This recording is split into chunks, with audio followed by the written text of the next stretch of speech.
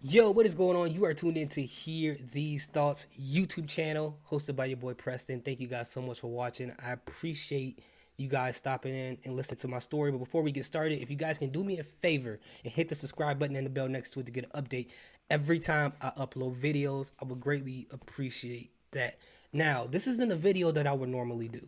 I don't normally talk about ghost stories and things like that. I may react to some ghost videos, but I never really talk about my personal experience with these things. So this story is my encounter with a ghost and or demon. It all depends on what your perspective on these things are. Some people may classify this as a demon. Some people may classify it as a ghost. There's so many different things that I've heard about this before, but I'm going to tell you my story and you guys can let me know what you guys think about this entire situation. So the story begins where I was 11 years old. We moved into a house with my stepfather at the time. My stepfather has two kids, a daughter that was way younger than me and a son that was way younger than me. And me, my mom, and my younger brothers and sister, we moved into the house with them after they were married. So um, the city that we lived at the time was called Zion, Illinois. And I don't want to give too much description of the outside of the house because Zion is a relatively small city and it's very easy to figure out which house this is. But I will give you the layout of how the house is built just to get a better understanding of the story. All right. So within the house, there's three floors. There's the top floor, which is where my stepdad and my mom room was at, and my sister's room was upstairs as well. It was a long hallway, and at the end of the hallway was my mom and stepdad's bedroom. Before you get to their room on the left hand side was my sister's bedroom, and before you get to her room on the right hand side was my stepsister's bedroom. And the hallway wasn't that long.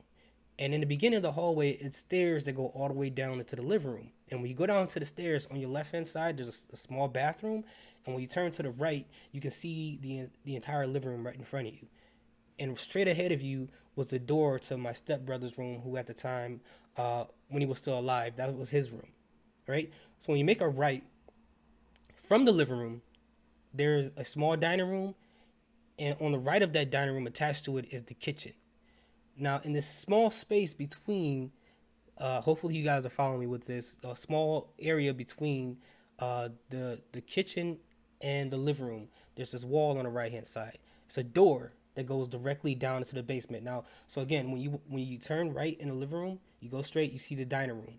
You turn right, right in front of you in the dining room. If you turn right, right in front of you is the kitchen, and on the right hand side, before you get into the kitchen, there is a door that goes down into the basement. Now, in that basement, you go down some stairs, and on the left hand side, you see there's a washer, a dryer. There's a big door that leads out to the outstairs, outside when you go up the stairs.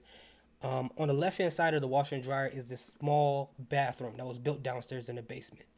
Now, again, when you come down the stairs, where you see the laundry or the washer and dryer on the left hand side, on the right hand side, you see two walls adjacent to each other like this. This room right here was mine. This room was my brother's. These are just two walls that were put up and doors attached to it to create rooms for me and my brother because there was nowhere else to live in this house for us. There was nowhere else to stay. So in this situation, I'm 11 years old, and it is about, as I remember, it's probably 11:30, maybe midnight. I'm sleeping in my room on my futon. My room was relatively small, and I had a futon. I didn't have a room to. I didn't have room to have an entire bed down there. That's how small the room was. So I wake up, and for some reason, this intense level of fear and anxiety took over my entire body. I don't know what I'm scared of. I don't know what I'm afraid of at the time. I'm 11. I have no understanding of what anxiety is. I just know I feel really scared, and something in the pit of my stomach is not right. It's so scary. And at the moment, I'm like, you know what? Maybe if I just go wash my face, use the bathroom, go back to sleep, maybe I'll feel better. Maybe it's something from something I ate. I don't know. I don't know what's going on. So I get up, and again I open the door to my room into the small area between the stairs and our bedrooms. It's like the small, like, gap between the two. Maybe no bigger than 10 feet between where the stair ends and where our bedrooms begin. Now, in this area, it was completely dark down there. Completely dark. There was light coming off of the bathroom that I described next to the washer and dryer, but the door was closed. So the little bit of light that was spilling from the inside of the bathroom out into the basement area, it wasn't enough to illuminate the room, but it was enough for you can kind of see the outlines of like laundry sitting next to the washer and dryer. You can see the outline of it, but you can't really see what you're looking at. But only in that specific area can you see the outline of anything, and a little bit of the stairs. Um, Unfortunately, we didn't have a light switch on that side of the room, so you had to walk to the stairs, flip the light switch on in order for that light in the entire basement to come on, so you can see where you're going. So almost every time you leave the room and it's dark down there, you kind of have to guess your way to the light switch. So as I open the door slowly, I take one step out into this middle area because I want to go to that bathroom that's in the basement. And for some reason, just like that, my entire body goes like this, goes stiff, still, almost like it's basically like I'm paralyzed. I can't move. As much as I'm like trying to do it with every part of my body, I can't move. I can't blink, and I can't move my mouth.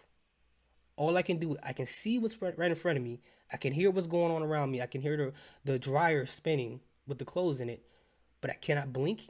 I can't move my eyes. I only can look directly in front of me. That's all I can do is look directly in front of me.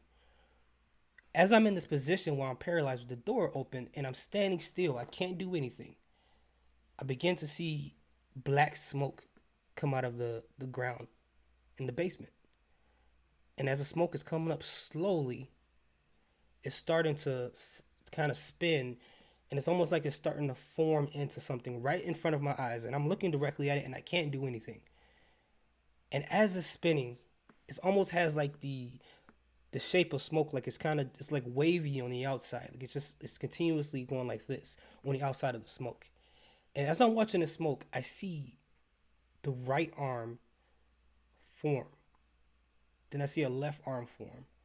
Then I begin to see three fingers on each hand, on each arm form, and long, long claws on each finger's form. Now, the entire time, this whole thing is like pitch black. And the funny thing is, it's dark down there, but whatever this thing was, it was so dark that you can see its darkness within darkness, if that makes any sense.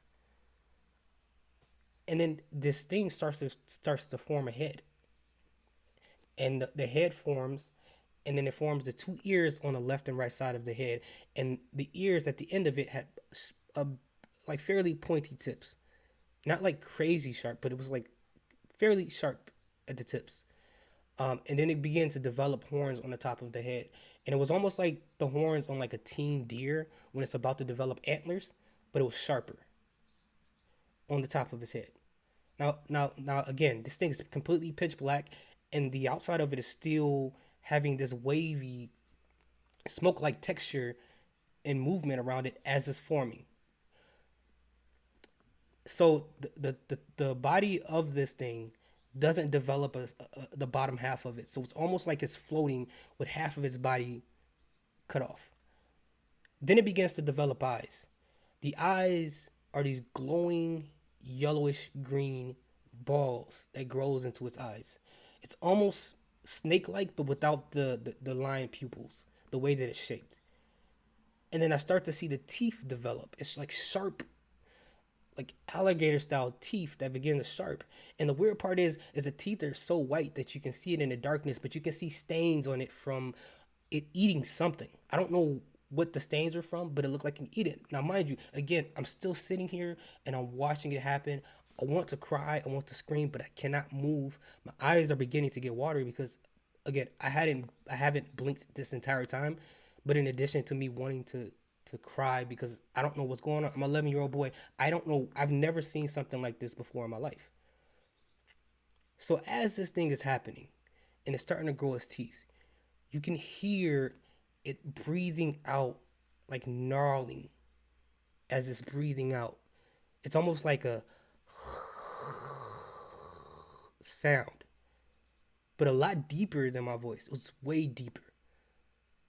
And as the teeth form, you can see the mouth slowly opening up as it's snarling out this breath, and it's continuously, perpetually breathing out this way. And as it continues to open its mouth, it almost like took its last moment and just snapped open like that. The mouth just went, it snapped, and as it snapped the last time, it just went, and then it continues to breathe out. And then you see that the hands that was formed on this smoky figure, its claws come out like this, and it's starting to. And as I'm standing still, it's starting to float closer to me, slowly but surely.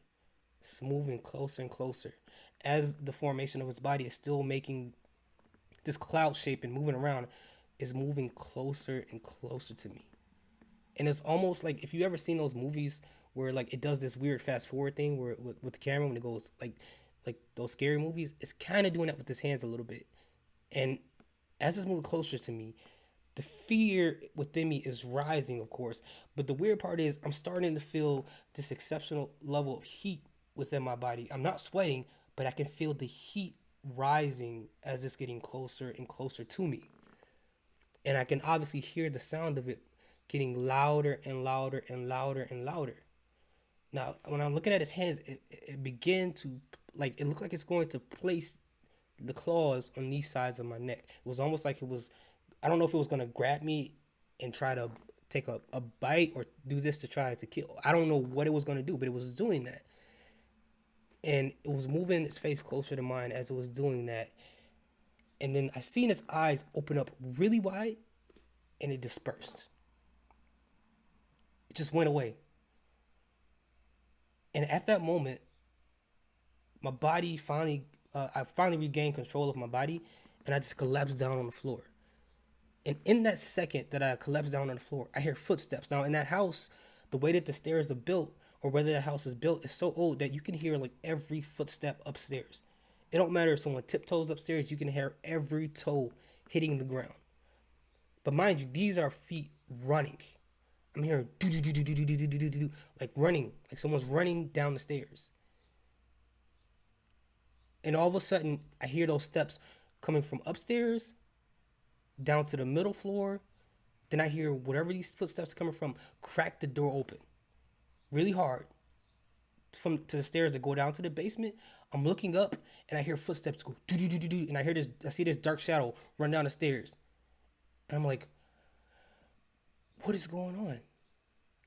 And then the light switch flips up, and it looks at me, and it's my mom. My mom is like, "Are you okay?" And I'm like crying, and I'm explaining to her what exactly happened, and she responds to me and says, "You know what? I felt like something was going on with you tonight, right at this moment." And my mom is never up around this time unless she's worried about something. And she said, for some reason, I felt the need to pray for you. Now, whether you're into spirituality or you believe in God or you don't, this is just exactly what happened. And then she said, after I prayed for you, something told me to come downstairs and check on you to make sure you are okay.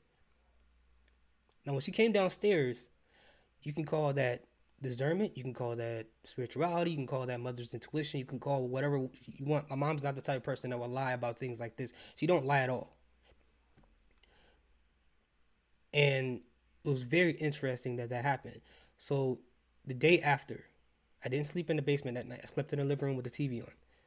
The day after this happened, we got one of the elders from the church to come down to the basement, or who's like now a pastor.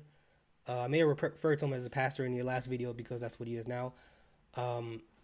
But he came down there, what they would call anointing oil or call it holy oil, prayed over the bottle of oil. It's about probably a very like small bottle of oil. He wiped it around everything. Mind you, I'm in the basement, so the windows in the basement is like the little square ones that are normally in the basement. So he wipes around the window, wraps around the door. He's like, hey, whatever you have in here that may seem like it's demonic, even if it's close to it, just toss it out. So I'm tossing out like my Lord of the Rings games, my books that I've collected from like Lord of the Rings and things like that.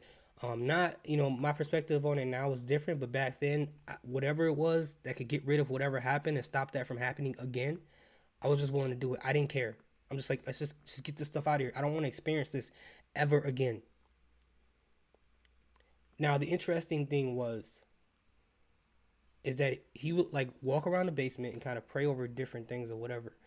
And he was like, a lot of issues too is because of clutter. Clutter sometimes can cause certain things to happen. I mean, that was his belief. I'm not sure how much I believe that, but at the time, again, whatever's going to make this stop, I'm just willing to do it. When you come downstairs in the basement, you make a right. Again, you see our bedroom.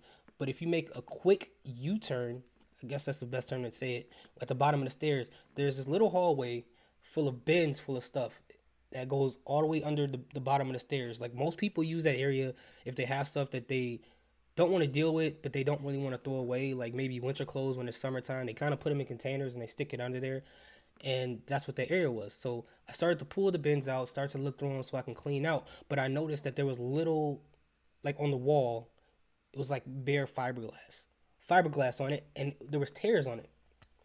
And it's not safe to be around fiberglass, obviously, when it's exposed like that. And but I put on, we had one of these masks in the basement because one of the guys who um, was working on the house in the basement, he left some of his extra equipment down there, and I found it in one of those bins. So I put the mask on and went over there, put the gloves on, kind of peeled it back a little bit. And what I found down there was a pamphlet and two like small paperback books, very thin. The pamphlet was something to do with Wicca, which is basically witchcraft. And the two small booklets, one was like a book about witchcraft, and the other one was about Crowley. And I showed this to that elder, and he's like, "Yeah, you need to toss this out. I'm gonna have to pray over your thing, your basement again. Let me know what happens."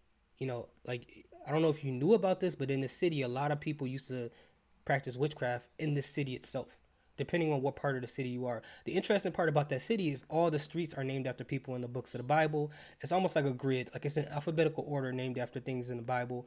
And then if you're going horizontal and if you go vertical, all the streets are in numerical order. So it's very easy to get to where you have to get. Probably one of the easiest places I ever lived as far as finding directions. Um, but once all that happened, probably a week later, I went back and slept down in the basement, and I hadn't had that experience again. Now I don't know if it was because those books were removed. I don't know if it has to do with people actually like leaving some type of spell down there. I don't know what caused it, but eventually I didn't have that feeling. I didn't experience that again, and I mean it was great for me because I was able just to breathe a sigh of relief. So what do you guys think about that? Do you guys think this was a ghost? Do you guys think it was a demon? Do you guys think that the books, which I honestly think is probably the obvious choice of something that has to do with that, but it's kind of weird that it only happened that night because at that point we were already living there for an entire year. So for it to happen that one time is an interesting thing to me too. So my guess would be the books, but what do you guys think? And also, have you guys ever experienced anything like that in your lifetime or any ghost encounters or demon encounters? Please let me know in the comment section. I would like to know. It's very interesting to know people who experience these things. Um, and yeah, thank you guys for sharing this moment with me. Please like and subscribe. I have like probably two more encounters, maybe not as crazy as this one, but they're fairly interesting. One I experienced with my girlfriend, and this one was like more of a more recent one. That was crazy, but I'll let you guys know about that in another video at another time. But please subscribe to this channel. Thank you guys so much for watching. I appreciate you guys experiencing this moment with me. I gotta go do some things with my son. Peace, salute, have a good day.